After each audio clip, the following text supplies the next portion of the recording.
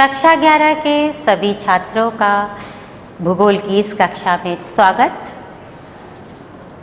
आज हम chapter number 1 भूगोल एक विषय के रूप में का सेकेंड पार्ट पढ़ने जा रहे हैं। फर्स्ट पार्ट हम पढ़ चुके हैं।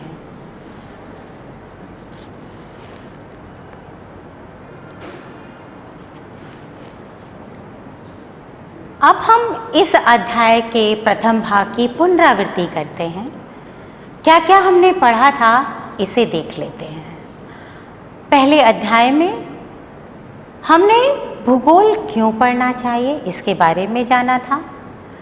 भूगोल क्या है, भूगोल की उत्पत्ति कैसे हुई, भूगोल को वैज्ञानिक विषय क्यों माना जाता है, भूगोल का प्राकृतिक विज्ञान तथा सामाजिक विज्ञान से क्या संबंध है, इन प्रश्नों के उत्तर ज्ञात किए थे। आशा है आप इन प्रश्नों के उत्तर अच्छी तरह से समझ पाए होंगे। इस भाग में हम भूगोल के अध्ययन के उपागम के बारे में पढ़ेंगे। उपागम का तात्पर्य तरीके से है, यानी कि अध्ययन का कौन सा तरीका अपनाया जाए। भूगोल हम जो अध्यापन करते हैं उसमें कौन सा तरीका अपनाएं। भूगोल की शाखाओं के बारे में पढ़ेंगे, कौन कौन सी शाखा हैं भूगोल की। भौतिक भूगोल के महत्व को समझेंगे और जो भौतिक भूगोल है उसका क्या महत्व है इसके बारे में जानेंगे। तो भूगोल को अध्ययन के दो प्रमुख उपागम हैं, यानी कि भूगोल को अध्ययन करने के जो तरीके हैं वो दो तरीके हैं। एक है क्रमबद्ध भूगोल, यानी कि विषय वस्तुगत क्रमबद्ध, और दूसरा है प्रादेशिक। आइए क्रमबद्ध भूगोल को समझते हैं। ये उपागम जो था, ये तरीका जो भूगोल को पढ़ने का तरीका है, ये तरीका जर्मन भूगोलवेत्ता अलेक्जेंडर वोन हम्बोल्ट ने दिया। ये 1769 से 1859 का पीरियड है इनका, द्वारा प्रवर्तित किया गया। और इसमें किसी क्षेत्र के एक भौतिक तत्वों का अध्ययन किया जाता है, यानी कि किसी भी एक क्षेत्र हम मान लेते हैं वर्ल्ड का, तो वर्ल्ड को हम किसी एक भौतिक तत्व को ले लेते हैं। मान लीजिए हमने उसमें मिट्टी ले लिया, हमने उसमें पर्वत ले लिया, तो मिट्टी के बारे में, पूरे वर्ल्ड की मिट्टी के, पूरे संसार के मिट्टी के बारे में पढ़ेंगे। या अगर हमने पर्वत लिए हैं तो हम पर्वतों के बारे में पढ़ेंगे।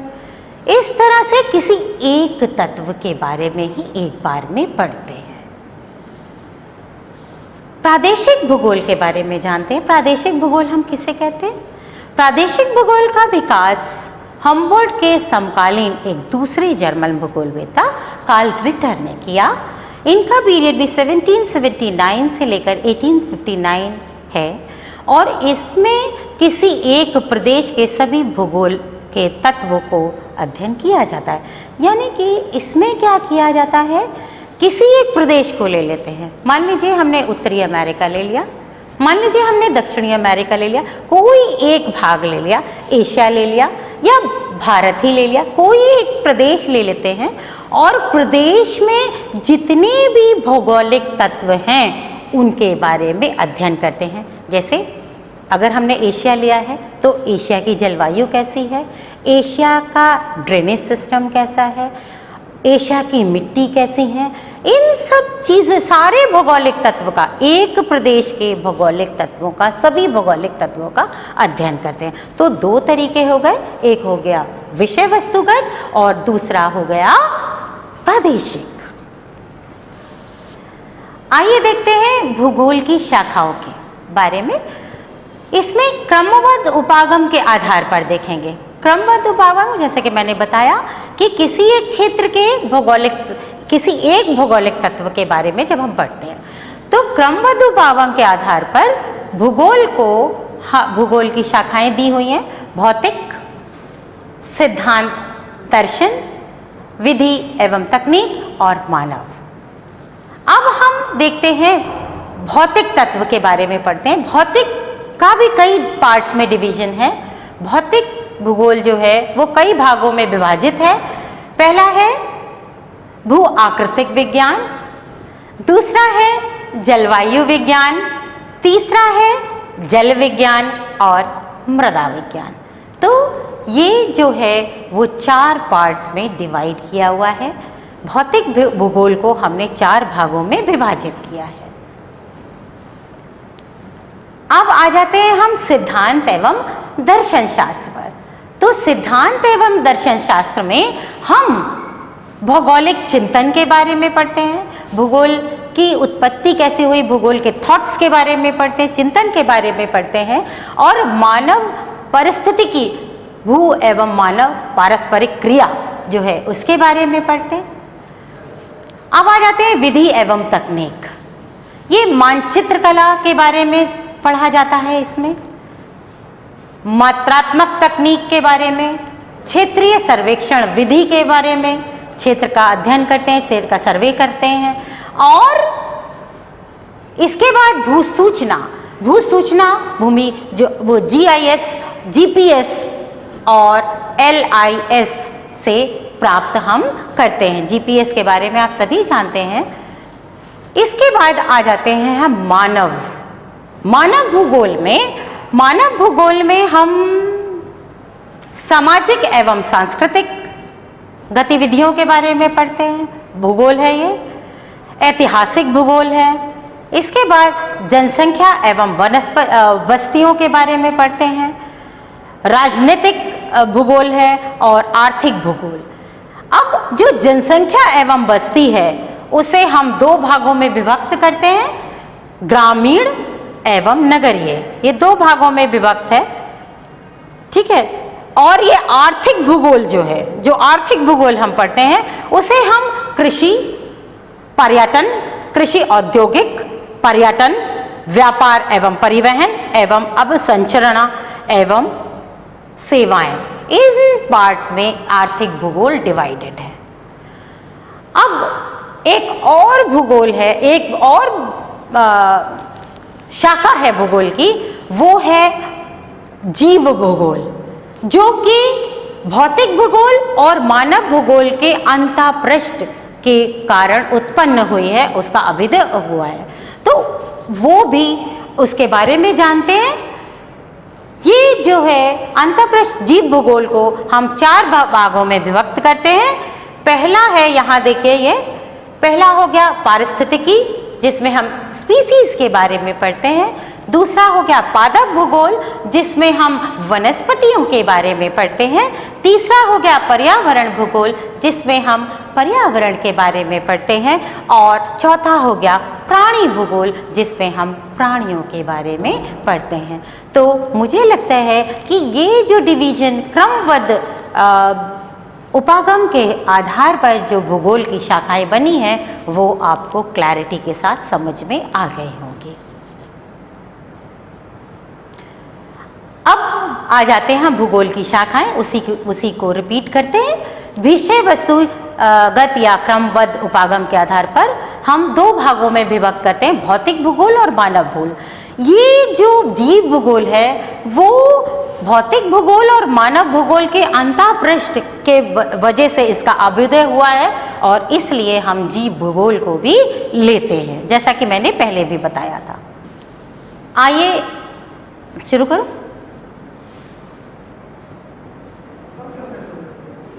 इधर आइए भौतिक भूगोल की शाखाओं के बारे में जानें। भू आकृतिक भूगोल। भू आकृतिक भूगोल पृष्ठ पर पाए जाने वाले विभिन्न प्रकार के भू लक्षण हैं, जैसे महाद्वीप के पर्वत, पठार, मैदान, नदियाँ, घाटियों का हम इसमें अध्ययन करते हैं। जलवायु विज्ञान क्या है? जलवायु तथा उसके संगठन तत्वों का क्रमबद्ध अध्ययन है। इसमें हम वर्षा, तापमान, वायुदाब, पवन आदि जलवायु के मुख्य संगठन के बारे में पढ़ते हैं। वायुमंडल की संरचनाओं के बारे में पढ़ते हैं तथा वायुमंडल के संगठन के बारे में अध्ययन करते हैं। जल विज्ञान। तीसरा जो भूगोल की शाखा है वो है जल विज्ञान।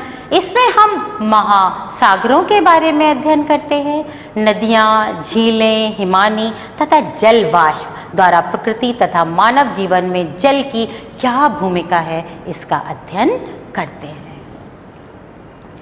मृदा भूगोल। मृदा भूगोल में मृदा का निर्माण कैसे हुआ, मृदा के प्रकार क्या हैं और उनके वितरण के बारे में पढ़ते हैं।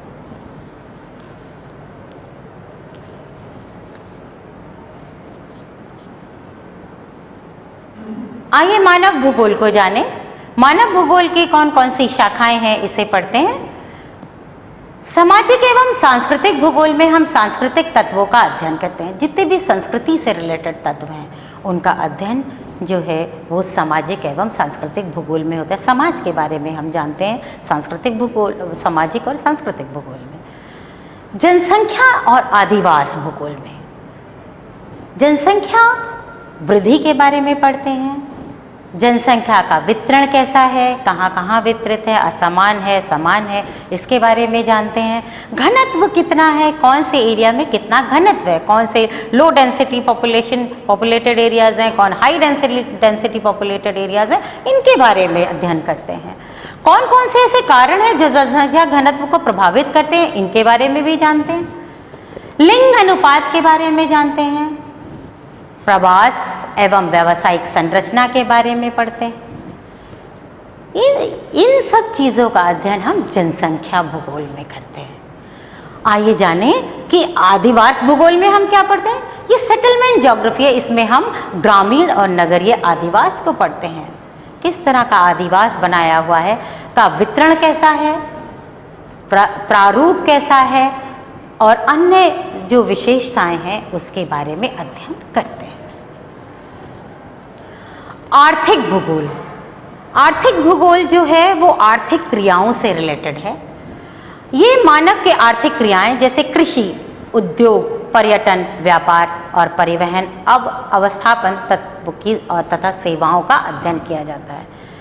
ऐतिहासिक भूगोल, ये ऐतिहासिक प्रक्रियाओं का अध्ययन है। राजनीतिक भूगोल जनसंख्या के राजनीतिक व्यवहार को समझने के लिए सैद्धांतिक रूपरेखा विकसित करता है। आइए जीव भूगोल को समझें। जीव भूगोल, जैसा कि मैंने आपको बताया कि जीव भूगोल जो है वो भौतिक भूगोल और मानव भूगोल के अंतः पृष्ठ के कारण उत्पन्न हुआ, इसका अभ्युदय हुआ। और जीव भूगोल की जो शाखाएं हैं वो ये देखते हैं हम। जीव भूगोल, इसमें पशुओं एवं उनके निवास क्षेत्र का अध्ययन होता है। वनस्पति भूगोल जो है ये प्राकृतिक वनस्पति और उसके निवास क्षेत्र का अध्ययन होता है। उष्णकटिबंधीय सारे वन जितने हैं, वनों के बारे में, झाड़ियों के बारे में, घास के मैदान के बारे में, ये हम वनस्पति भूगोल के अंतर्गत पढ़ते हैं। पारिस्थितिक विज्ञान में इसमें हम प्रजातियों के निवास के स्थानों के बारे में पढ़ते हैं। स्थिति क्षेत्र एवं वैज्ञानिक अध्ययन करते हैं।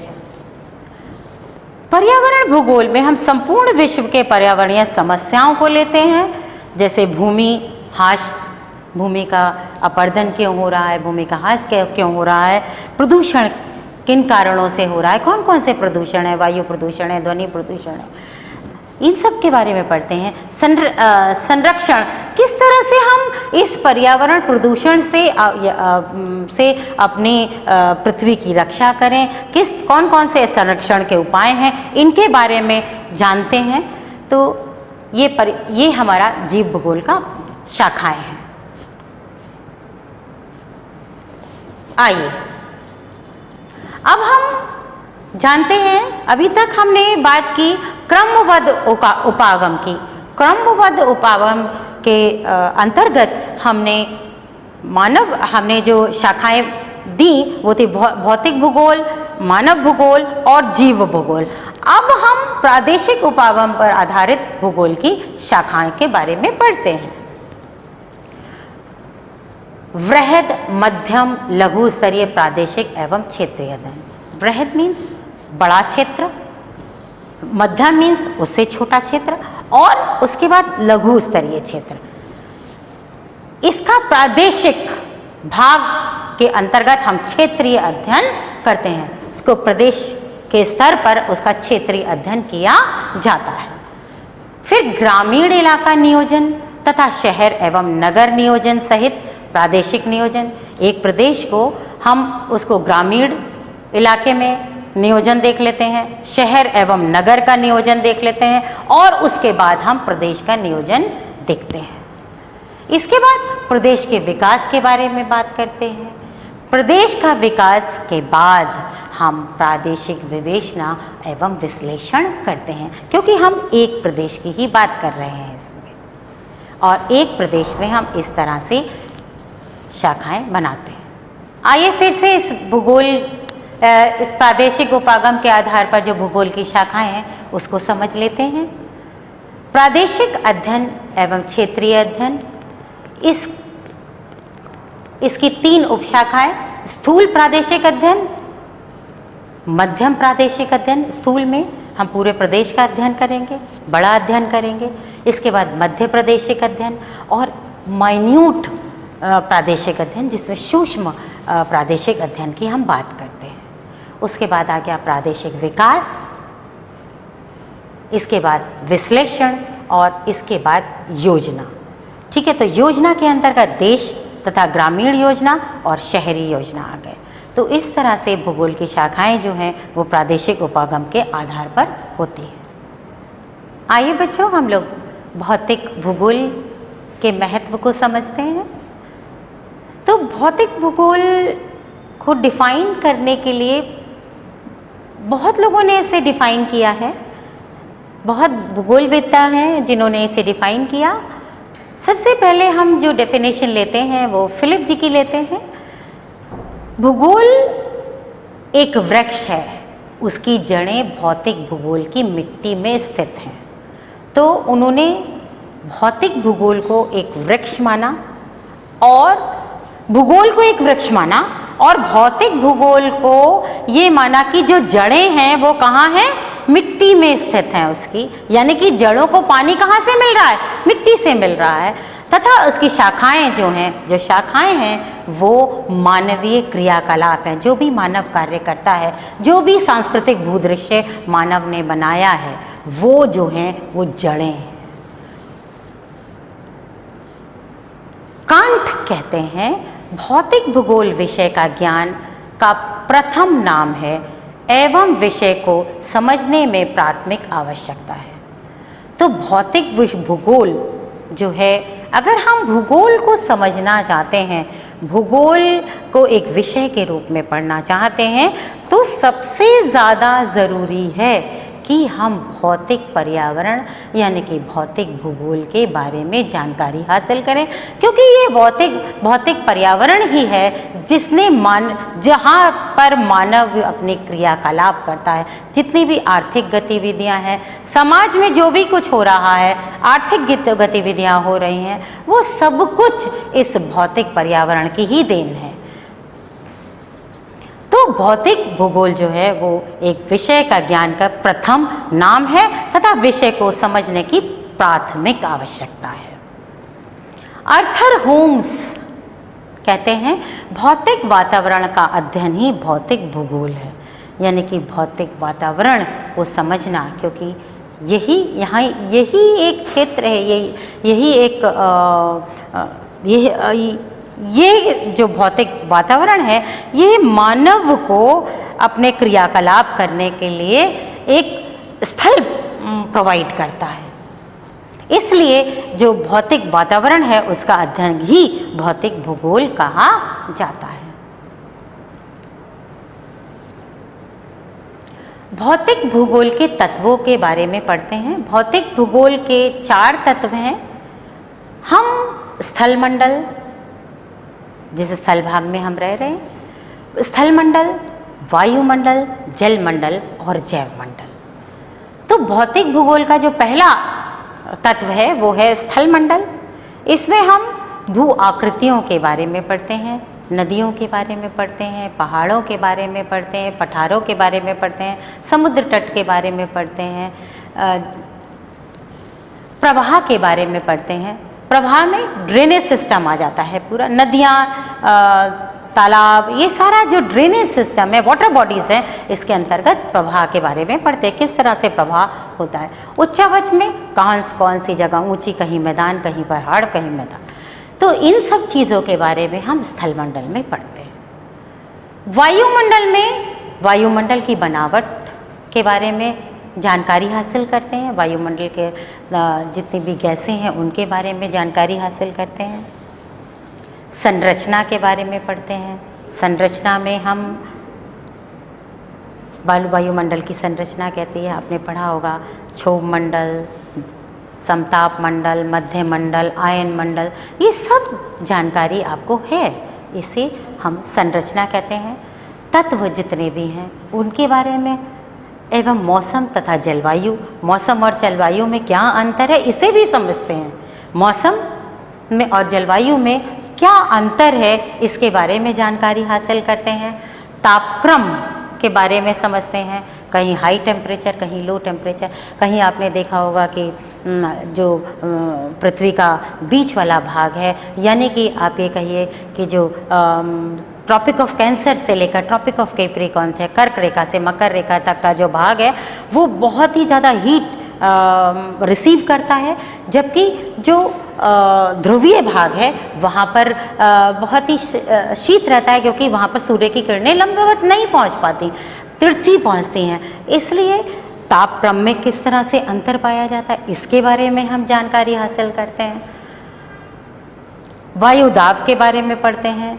वायुदाब और टेम्परेचर का इन्वर्स रिलेशन है, यानी कि जहाँ तापमान अधिक होगा वहाँ वायुदाब कम होगा, इसके बारे में जानकारी हासिल करते हैं। क्यों वायुदाब कम है और बहुत सारे फैक्टर्स हैं जो वायुदाब को प्रभावित करते हैं, उनके बारे में जानकारी हासिल करते हैं। वायु के बारे में कुछ स्थायी पवनें हैं, कुछ अस्थायी पवनें हैं, उनके बारे में जानकारी हासिल करते हैं। तो इस तरह से हम वायुमंडल का अध्ययन भूगोल में, भौतिक भूगोल में करते हैं। जलमंडल में हम समुद्र के बारे में पढ़ते हैं, महासागरों के बारे में पढ़ते हैं, महासागरों की लवणता के बारे में पढ़ते हैं, महासागर कैसे उत्पन्न हुए हैं इसकी जानकारी हासिल करते हैं। ठीक, हम लवणता के बारे में जानकारी हासिल, धाराओं के बारे में जानकारी हासिल करते हैं। तो ये सारी जानकारी जो है वो समुद्रों के बारे में, सागरों के बारे में जानकारी हासिल करते हैं। झील तथा जल परिमंडल से संबंधित तत्वों के बारे में जानकारी हासिल करते हैं। जैव मंडल में हम जीव के स्वरूप, मानव तथा वह जीव, जितने भी जीव हैं एवं उनके पोषण प्रक्रम, पोषणों के बारे में, जैसे खाद्य श्रृंखला, जो खाद्य श्रृंखला है किस तरह से हर्बीवोर्स, कार्निवोर्स, इन सब की किस तरह से ये चेन बनी हुई है, डिकम्पोजर्स, इन चेन के बारे में नॉलेज हासिल करते हैं। पारिस्थितिकी प्रचलन क्या है एवं पारिस्थितिकी संतुलन किस तरह से बना हुआ है, इस बारे में जानकारी हासिल की जाती है। भौतिक पर्यावरण संसाधन प्रदान करता है एवं मानव इन संसाधनों का उपयोग करते हुए अपना आर्थिक एवं सांस्कृतिक विकास सुनिश्चित करता है। तो आज शुरू से ही, आदि मानव, आदिकाल से ही जो पर्यावरण है वो पॉसिबिलिटीज़ दे रहा है मानव को, और मानव जो है वो लगातार उन संसाधनों का उपयोग करते हुए अपनी आर्थिक क्रियाकलाप कर रहा है और सांस्कृतिक विकास कर रहा है। संस्कृति का भी विकास कर रहा है मानव, और आर्थिक क्रियाकलाप भी कर रहा है। जितनी भी आर्थिक गतिविधियां हो रही हैं, कृषि हो, उद्योग धंधे हो, परिवहन, सेवाएं, ये सब जो हैं वो मानव को प्रकृति से ही प्राप्त हैं, पर प्रकृति के द्वारा ही मानव इनका उपयोग करके इस सांस्कृतिक परिदृश्य को बना रहा है। लगातार तकनीक ने इसमें बहुत सहायता की है मानव की। आज हम देखेंगे, भूगोल की हम बात करें तो आप कार्टोग्राफी की बात करते हैं। जो मैपिंग आज हम कर रहे हैं वो माइन्यूटेस्ट से माइन्यूटेस्ट डिटेल बता देती है। आप जीपीएस सिस्टम को देख लीजिए, जीपीएस आपने अगर इंस्टॉल कर लिया है तो कहीं पर भी आप कहीं की भी लोकेशन आपको पता लग जाती है। तो ऐसा पहले जब हम मैप बनाते थे तो क्या होता था कि जो मैप हैं वो हाथों से ड्रॉ होते थे और उसमें वो चीज़ नहीं आ पाती तो उसमें अक्षांश और देशांतर ही गड़बड़ हो जाते थे। तो जब अक्षांश और देशांतर गड़बड़ हो जाएंगे तो ऐसी स्थिति में हम ठीक लोकेशन कैसे पाएंगे। तो ये चीज़ें जो है वो तकनीकी ज्ञान से अर्जित की। तो तकनीक की सहायता से संसाधनों के बढ़ते उपयोग ने विश्व में पारिस्थितिक असंतुलन पैदा। ये भी सच है कि जितने ज़्यादा हमने तकनीकी ज्ञान हासिल किया है, हमने अपने पर्यावरण को लगातार प्रदूषित किया है। प्रदूषण हर तरीके से कर रहे हैं। वाटर पोल्यूशन है, पानी का पोल्यूशन, जल प्रदूषण, सॉइल इरोजन, लगातार मृदा का अपरदन हो रहा है। मृदा की जो ऊपरी परत है जिसमें ह्यूमस होती है, जो पेड़ों के उत्पन्न करने में सहायक होती है, वो लगातार क्षीण होती चली जा रही है, उसका अपरदन होता चला जा रहा है। तो ये एक बहुत बड़ा फैक्टर है कि हम जो है एग्रीकल्चर से महरूम होते चले जा रहे हैं। हम बड़े बड़े अटीले बनाते चले जा रहे हैं, बड़ी बड़ी बिल्डिंग्स बनाते चले जा रहे हैं, कंक्रीट के जंगल बनाते चले जा रहे हैं और जो उत्पादन क्षमता है वो पृथ्वी की कम होती चली जा रही है। डिसर्टिफिकेशन हो रहा है, ओवर पॉपुलेशन लगातार बढ़ रही है।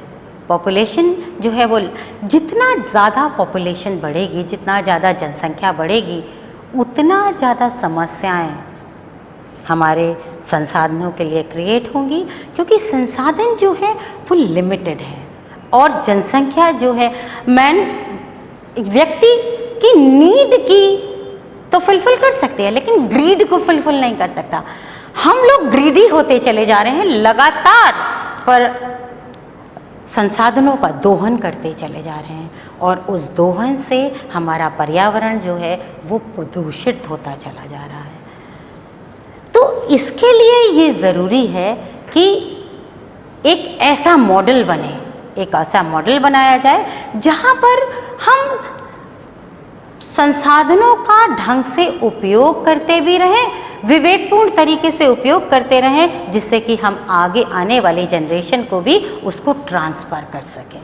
ऐसा ना हो कि हम तक ही वो संसाधन रह जाएं और आगे आने वाली जनरेशन जो है उससे महरूम हो जाए। उपयोग बहुत संभाल के करना है, एक सस्टेनेबल डेवलपमेंट की ओर हमें बढ़ना होगा।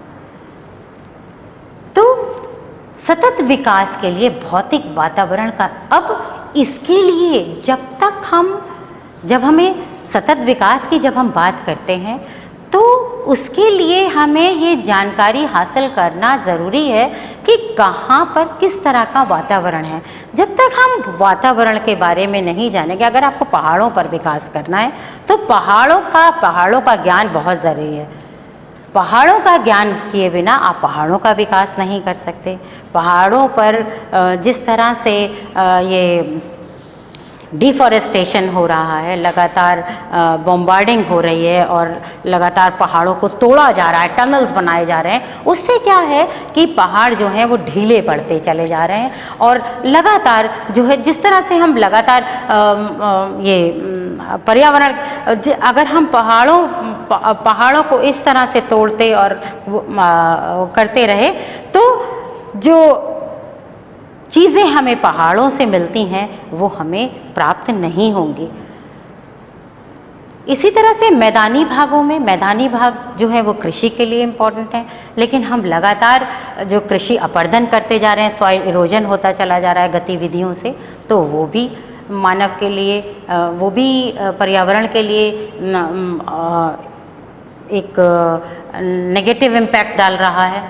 तो इन सब चीज़ों से हमें बचना चाहिए। इन्वायरमेंटल डिज़ास्टर, डिसर्टिफिकेशन, ये जो है ये इन भौतिक पर्यावरण को जानना ज़रूरी है, तभी हम एक सतत विकास की ओर उन्मुख होंगे। भौतिक पर्यावरण को जब तक जानेंगे तभी हम आगे बढ़ सकते हैं। आशा करती हूँ कि ये जो सेकंड पार्ट है आपका भूगोल एक विषय के रूप में आप सभी को समझ में आ गया होगा। और अब इससे जो रिलेटेड क्वेश्चन आंसर्स हैं वो आप इसको जो भी चैप्टर आपको पढ़ाया गया है उससे रिलेटेड क्वेश्चन आंसर्स आप लोग कर लीजिएगा। धन्यवाद।